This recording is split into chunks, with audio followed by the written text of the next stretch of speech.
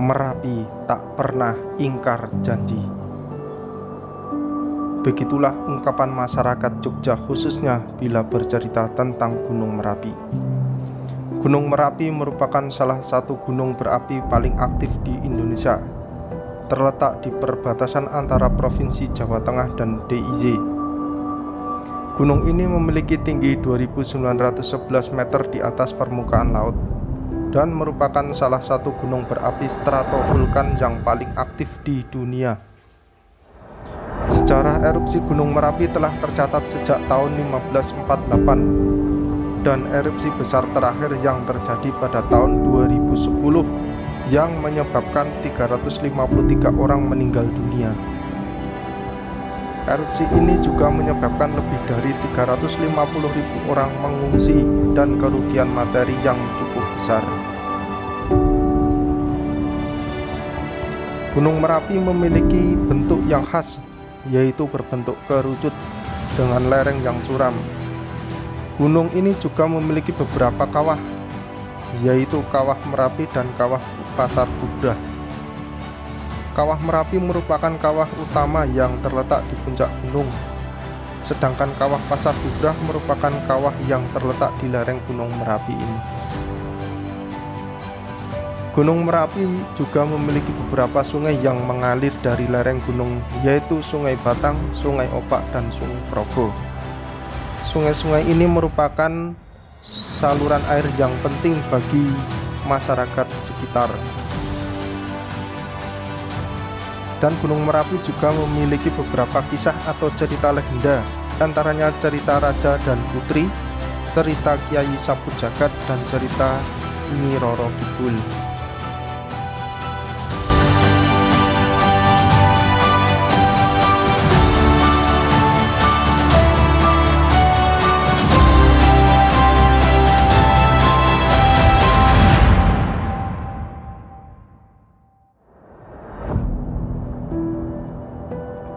Cerita Raja dan Putri. Konon, Gunung Merapi dulunya adalah sebuah kerajaan yang dipimpin oleh Raja dan Putri. Mereka hidup bahagia bersama rakyatnya. Namun suatu hari Raja dan Putri berselisih, dan akhirnya Putri meninggalkan kerajaan. Raja sangat sedih dan memohon kepada dewa-dewa untuk mengembalikan Putri. Dewa-dewa memenuhi permohonan raja, tetapi dengan syarat bahwa kerajaan harus dihancurkan. Raja menyetujui dan kerajaan pun dihancurkan oleh letusan gunung. Raja dan Putri kemudian menjadi gunung, dengan raja menjadi Gunung Merapi dan Putri menjadi Gunung Merbabu yang ada di sampingnya.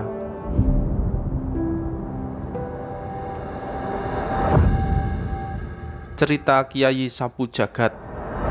Kiai Sapu Jagat adalah seorang ulama yang hidup di lereng Gunung Merapi. Ia dikenal sebagai orang yang saleh dan memiliki kemampuan supernatural. Suatu hari, Kiai Sapu Jagat memohon kepada Allah untuk memberinya kekuatan untuk menghentikan letusan Gunung Merapi. Allah memenuhi permohonannya dan Kiai Sapu Jagat berhasil menghentikan letusan gunung. Sejak itu, Kiai Sapu Jagat dianggap sebagai pelindung.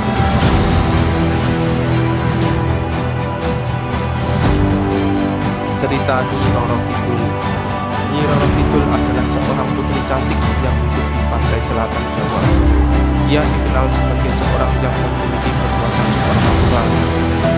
Suatu hari, Nyi Roro Kidul jatuh cinta dengan seorang pria yang hidup di lereng Gunung Merapi. Namun cintanya tidak berbalas, dan Nyi Roro Kidul menjadi sedih. Ia memohon kepada dewa-dewa untuk memberikan kekuatan untuk menghancurkan Gunung Merapi. Dewa-dewa memenuhi permohonannya dan Gunung Merapi meletus. Sejak saat itu, Nyi Roro Kidul dianggap sebagai seorang yang memiliki kekuatan untuk mengendalikan gunung.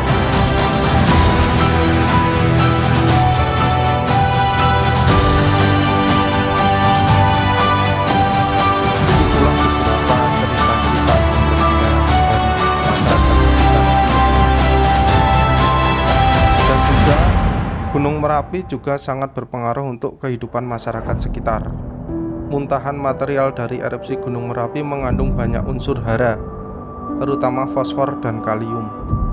Kesuburan wilayah Merapi dimanfaatkan masyarakat lereng Merapi untuk menanam berbagai komoditas, misalnya hortikultura, buah-buahan, kopi, dan tembakau. Fungsi Merapi sebagai penyokong kehidupan terancam mengalami penurunan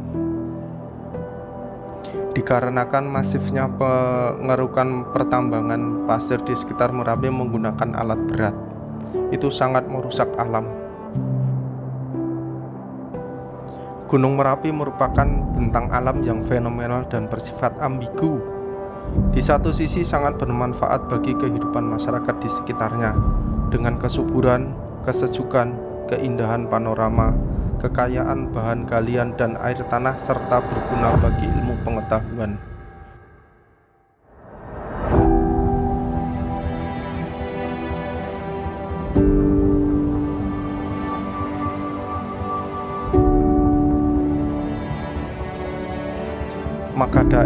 Maka dari itu sudah sepatutnya kita menjaga keseimbangan alam ini, keseimbangan alam sekitar Merapi, supaya tetap bisa kita nikmati dan cerita kegagahannya sampai anak cucu kita kelak.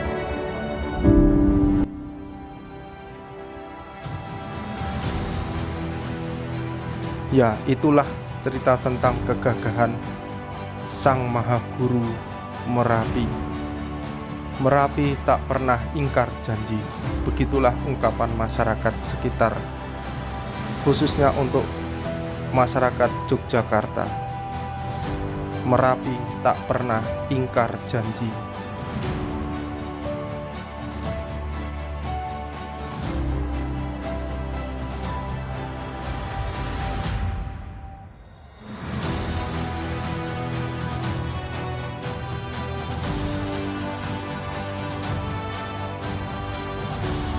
Dan ada juga sebuah pesan atau wasiat dari Eyang Merapi yang diabadikan oleh masyarakat sekitar pada sebuah dinding.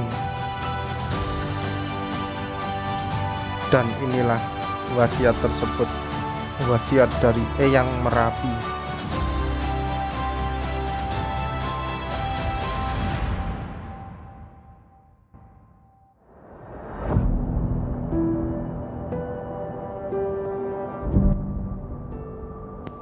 Aku ora ngalantur yo ora pengen dikalake, nanging mesti tekan janjine mung nyuwun pangapura nek ana sing ketabrak, keseret, kentir, kebanjiran lan kelelep, merga ngalang-alangi dalan sing bakal tak liwati.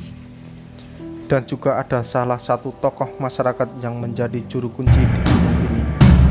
Namun sekarang beliau sudah almarhum, yaitu almarhum Mbah Madjas. Dan inilah wasiat beliau untuk masyarakat dan pemerintah.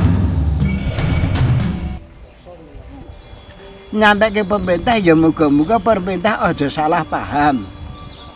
Nek pemerintah salah paham aku darani ngindari Pak Presiden, ning aku kuwi duwe tugas.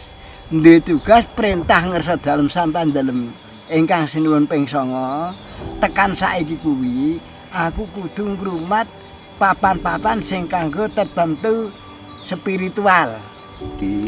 Malah nek iso sing ora duwe tugas kudu netepi dawuh pemerintah. Ya kudu ngusi. Soale kuwi ora duwe kewajiban saluran karo kraton, ora duwe saluran karo pemerintah. Nek sing duwe saluran karo pemerintah ya pemerintah, sing duwe saluran karo kraton ya kraton lho. Nah, kuwi mengko meneh tantangane Merapi supaya ora nesu, kuwi kudune bego-bego aja ngrusak daerah Jogja. Arep nek Klaten mbuh ora ngerti, Magelang mbuh ora ngerti. Nek arep butuh ning aja kuwi ben diwae ning metune ben men diparingi pasir ning aja metu Jogja-Jogja ku lumprah aja ngantek butuh pasir kanggo bego. Bupati Sleman karo Bupati Klaten, Magelang, Boyolali. Kuwi papat kuwi nek iso kudu mikir. Ora iso mikir kuwi bakal diwehi ning nganggopan panas.